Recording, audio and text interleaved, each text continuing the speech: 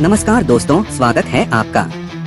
जहां दिल की धड़कनें तेज हो जाती हैं, जहां हर बॉल पर लाखों की नजरें टिक जाती हैं, वहीं से शुरू होती है आज की कहानी। भारत बनाम वेस्ट इंडीज के बीच खेले गए दूसरे टेस्ट मैच के दूसरे दिन की। एक ऐसा दिन जिसने क्रिकेट फैंस को झकझोर कर रख दिया, क्योंकि इस दिन मैदान पर हुआ सब कुछ। ड्रामा भी, रोमांच भी, बदलाव भी और इतिहास भी। जहां एक ओर यशस्वी जायसवाल अपने दोहरे शतक से कुछ ही कदम दूर थे, तो दूसरी ओर कप्तान शुभमन गिल ने अपनी बल्लेबाजी से ऐसी आग उगली कि वेस्ट इंडीज के गेंदबाजों के पसीने छूट गए। और फिर गेंदबाजी में उतरे सर रविंद्र जडेजा, जिन्होंने अपनी फिरकी से विंडीज बल्लेबाजों को इस कदर उलझाया कि पूरा दिन भारत के नाम लिख दिया गया। तो आइए दोस्तों, चलिए शुरू करते हैं दूसरे दिन का पूरा रोमांचक सफर। लेकिन उससे पहले अगर आप भी चाहते हैं कि भारत यह टेस्ट सीरीज अपने नाम करे, तो इस वीडियो को दिल से एक लाइक जरूर कर दीजिए।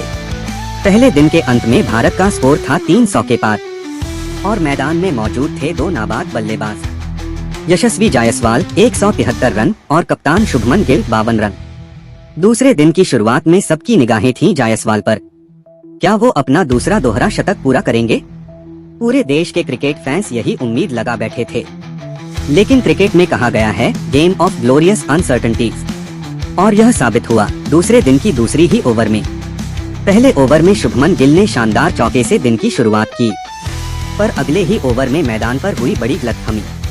यशस्वी जायसवाल ने शॉट खेला और भागे 1 रन के लिए, लेकिन दूसरी ओर से शुभमन गिल ने ना कहा, और बस कुछ ही पल में गेंदबाजों ने स्टंप्स उखाड़ दी।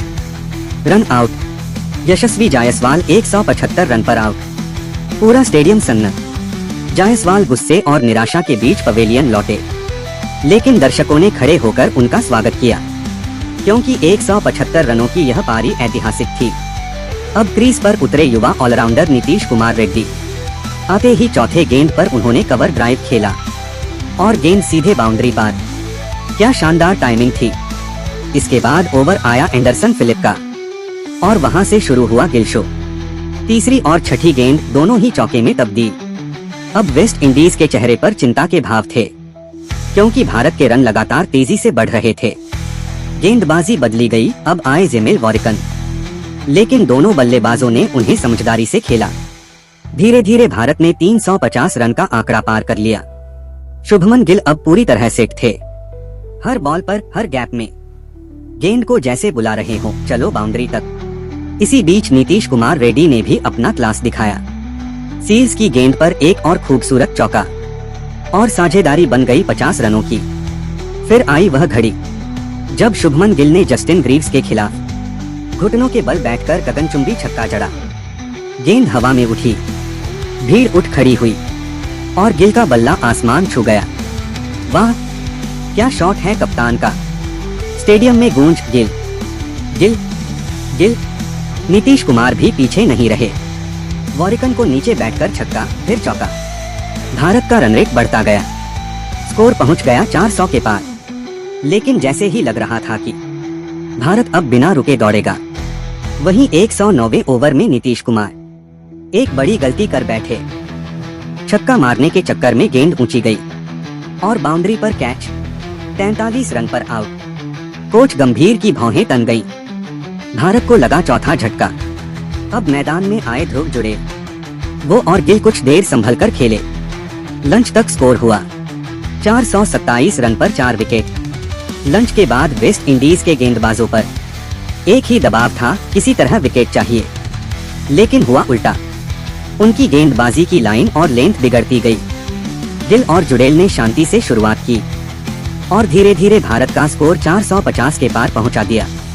फिर आया 124वां ओवर। ध्रुव जुड़ेल ने 2 लगातार चौके जड़ दिए। गेंदबाजों के माथे पर पसीना। अब कप्तान शुभमन गिल की बारी थी। रॉस्टन चेस की गेंद।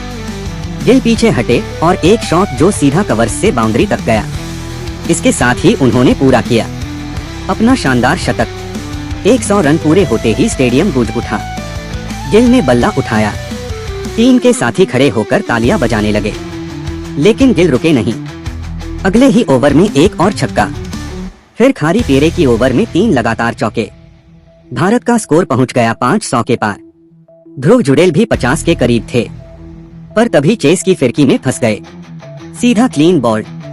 भारत ने पारी घोषित कर दी 518-5। कप्तान गिल का शतक, जायसवाल का कमाल। भारत की पहली पारी बेमिसाल। अब मैदान में उतरे वेस्ट इंडीज के ओपनर्स जॉन कैंपबेल और चंद्रपॉल, जसप्रीत बुमराह और मोहम्मद सिराज तेज रफ्तार में गेंदबाजी करने उतरे। कैंपबेल और चंद्रपॉल ने सावधानी से खेला।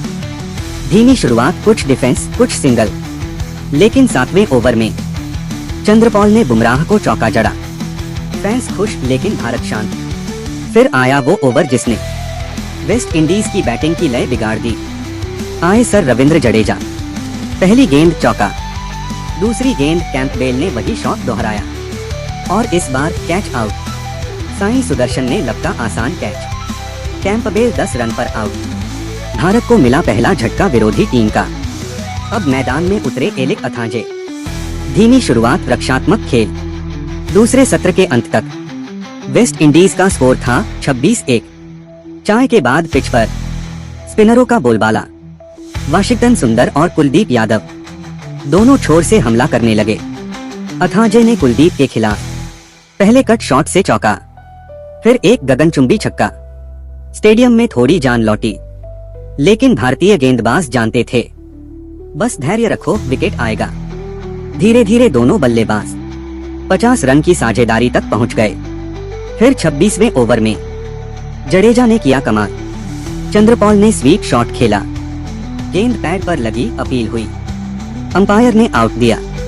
DRS लिया गया और नतीजा बॉल मिसिंग 10 स्टंप से जीवनदान चंद्रपॉल को।